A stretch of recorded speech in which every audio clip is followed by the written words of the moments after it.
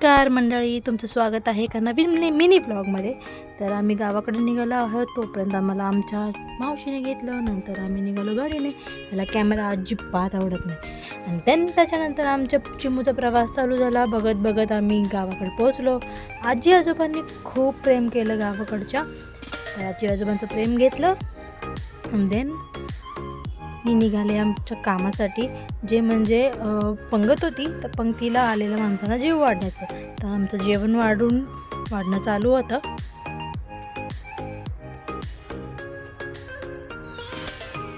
थोडेफार photos click केले, ते तुम्हाला पुढे दिसतीलच बघा.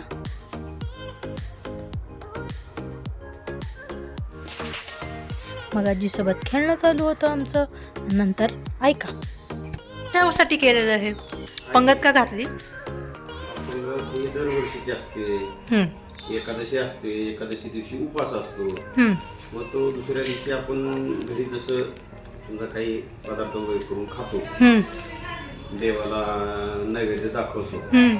मग त्यातला एक प्रकार आहे की आमच्या गावामध्ये देवळाली हे गाव आमचं आहे, माहिती आहे ना. मग या देवळाली गावामध्ये 24 एकादशी जे असतात, त्या 24 एकादशी 24 माणसांनी घेतलेला असतात. म्हणजे एकादशी दिवशी भजन करायचं आणि दुसऱ्या दिवशी नैवेद्य वगैरे देवाला दाखवून जे एकादशी करणारे माणसं आहेत, म्हणजे जे 24 एकादशी माणसं आहेत, त्यांना सगळ्यांना बोलवायचं, आपल्या घरी येऊ घालायचं.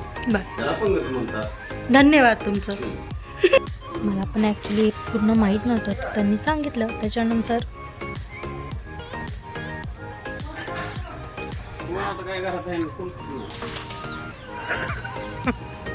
टाटा कर ग आजीला, टाटा करची मग टाटा कर आजीला.